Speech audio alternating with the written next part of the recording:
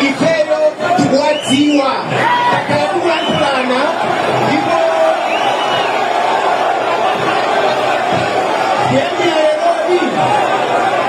kuyambira leroli kupita kutsogolo ndimafuna kuti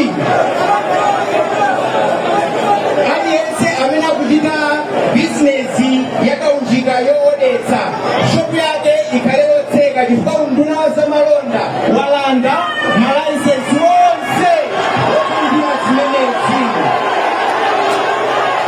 ndipo kupita kutsogolo tikumana ndi akuluakulu onse amene ali mu komiti ya matenda ndi komiti yakaunjika kuti masana tigwirane fundo zogwirika kuti katundu abwerere pa mitengo imene amagulitsa poyamba. Ine tinandikanene pa inu ngatamalonda ndi zimenezo kuti ndiyambe implementation ya zimenezi tikachoka pano kuna komiti yanu itsalire kuti tikakonze mmene tiyendere. Iwo akufunika kupeza forex. Leta ikamanganyiko za forex yo. Iwo tiapatule tiapatse iwo.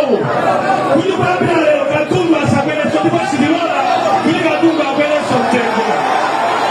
Forex ile iperekedwa kuna kulufo. Amene akupanga kaunjika. Onse amene amawanda kaunjika. Alambira madollars forex ya Reserve Bank. Zima mwezi bank.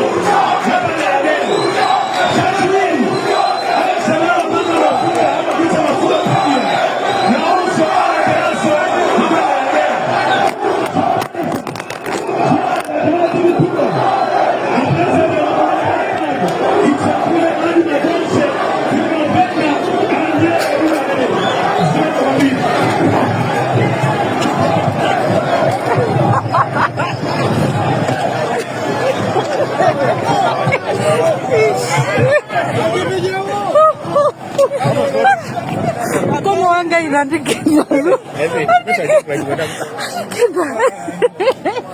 Kufuni ganga kasweka.